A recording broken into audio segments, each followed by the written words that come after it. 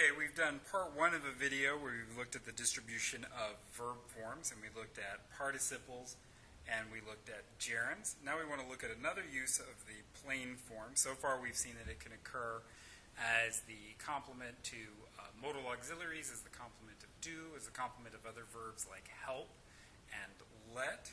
Okay, and another major use of the plain form is with infinitives. Okay, so infinitive phrases are built up with to plus a verb phrase in the plain form. Okay, so to go, to sleep, to hit a home run, to consider John silly, etc.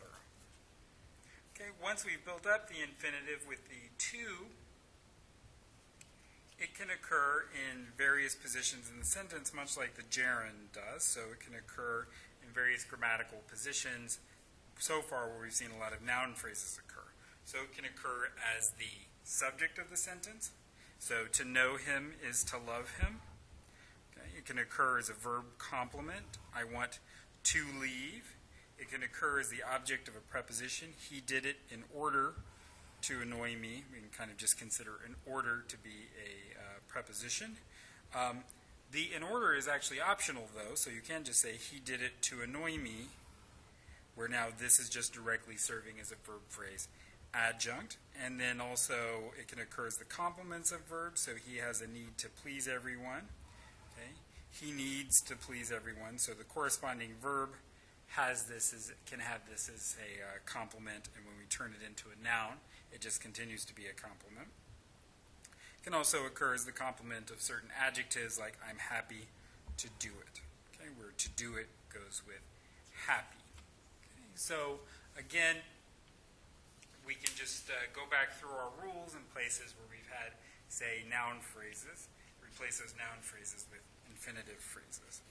All right, so let's take an example here. So to meet him was a reward in itself. Okay, so there's going to be our subject. It's an infinitive. There's our verb in the plain form. It has an object with it. Verb plus the object gives us the verb phrase. It's in the plain form. Now we add in this to make our infinitive phrase. Okay, so that's going to serve as the subject of our sentence, which means ultimately up here we're going to need to be able to say that a sentence can consist of an infinitive phrase followed by a finite verb phrase, which is what we have here. Here's our preterite verb, first, third singular preterite, was a reward in itself. Okay, so we have reward, that's singular. We've got our determiner, preposition, this is a pronoun, so it's a noun phrase by itself, prepositional phrase. Okay, and then this will tell you what kind of described the reward. It was a reward itself, so that'll serve as a modifier to the nominal. Was pretty much only takes one complement with it. So if you see something else there, it's got to be either an adjunct of the verb phrase, or it has to be, inside the thing that's going with the was. Okay. Then we have the determiner plus the nominal to give us a noun phrase, verb plus the noun phrase to give us our verb phrase, and there we go. Now we can say that an infinitival phrase plus a verb phrase gives us a sentence. Okay, so if we wanted to put that rule out there, we could. All right, also there's certain verbs that allow infinitives to occur as complements. So they asked him to leave. Okay, he was asked to leave, so this is also a complement of the verb, an object of the verb. Asked is going to be preterite. Okay, here's our infinitival, to leave. There's our verb in the plain form. There's to, we're just combining it directly. If you wanted to label to, your book says you can call it a subordinator, so you could label it as a subordinator if you want. Okay, so to plus the verb phrase gives us our infinitival phrase. Okay, this will serve as a complement of the verb, as will him. So we have two complements to the verb. There we go, to give us our verb phrase, which is preterite. There's our subject. And now you get the sentence, they asked him to leave. Okay, so now we're saying that a verb phrase can consist of a verb plus an infinitival phrase as its complement, And you may have an intervening object, noun phrase object, or not.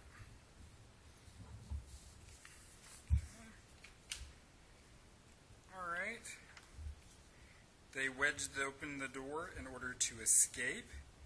Okay, so we've said in order we're just going to treat as a preposition. Well, then here's our infinitival, to escape, our verb in the plain form, verb phrase, plain form. Those combine. Okay, now this will serve to give us our prepositional phrase. So again, our new rule is that some prepositional phrases can consist of a preposition plus an infinitival phrase. Okay. All right, let's see. Then this will combine as an adjunct of the VP. So let's build up the main VP. There's wedged, it's preterite. They wedged open the door. They wedged the door open. I picked a tricky sentence here. Okay. They wedged open the door. So they wedged the door open. So open seems open. Oof. Yeah, this is probably resultative. We shouldn't have done that. All right. Don't worry about what the structure is to that. The door is going to be a noun phrase. And we're going to combine these things together to give us a verb phrase. Okay.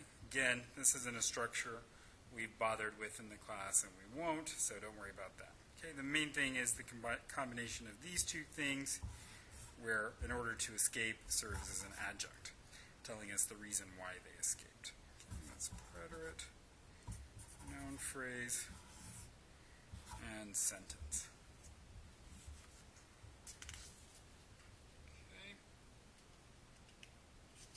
Now here we have the infinitival serving as the adjunct, but this time we don't even have the in order with it. So it's just directly an adjunct, to surprise me.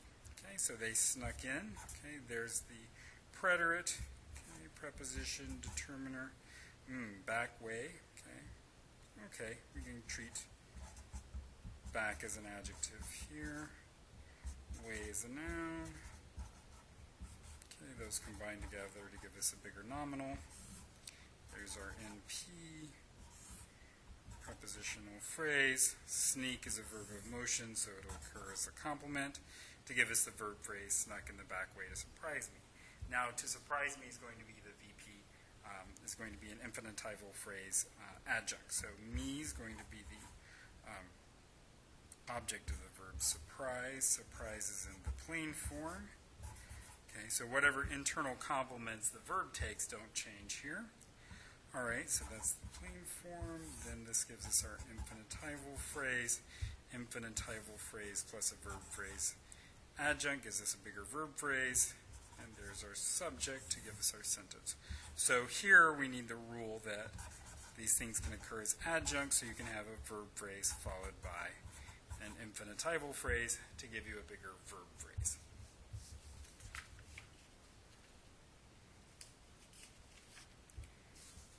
All right, here we go. We have it now as a complement of the noun. So desire, okay, so desire could be a verb.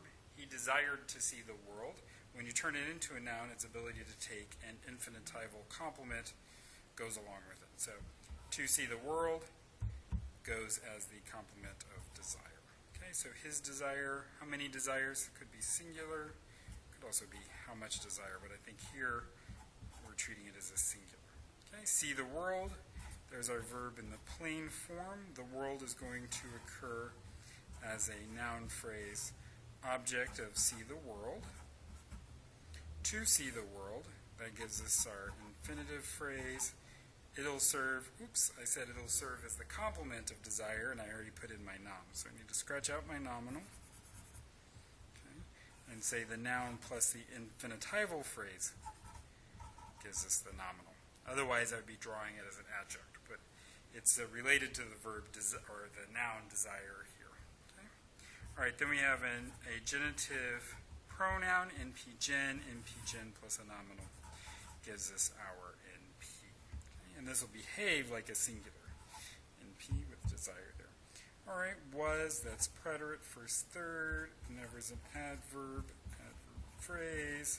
Satisfied. Satisfied is going to be the past participle form because we have the be auxiliary with it.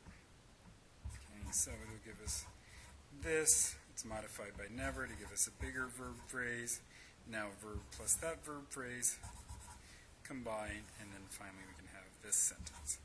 All right, so here we've got a noun plus an infinitival phrase gives us a nominal. Okay. All right, let's look at one final example here where we now have it as the complement of an adjective. He was very pleased to receive their recognition.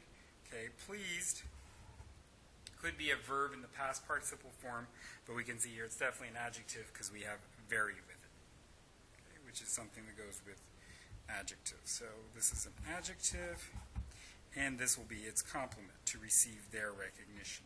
Okay, so how much recognition? So it would be a mass noun. There's a genitive noun phrase. Those two combine to give us a noun phrase. Receive will be the object, or will give us the verb, and their recognition will be the object of it. Receives in the plain form. Okay, now we have to plus a VP in the plain form. That'll give us our infinitival phrase. Here we have our adjective. Okay, and this can occur as a complement of it, so it'll be the adjective, the head, plus the infinitival phrase to give us the adjective phrase. Okay, now we can add in a modifier for it to give us a bigger adjective phrase. This is occurring as a predicative complement of be. So there's the verb phrase. Here's our subject.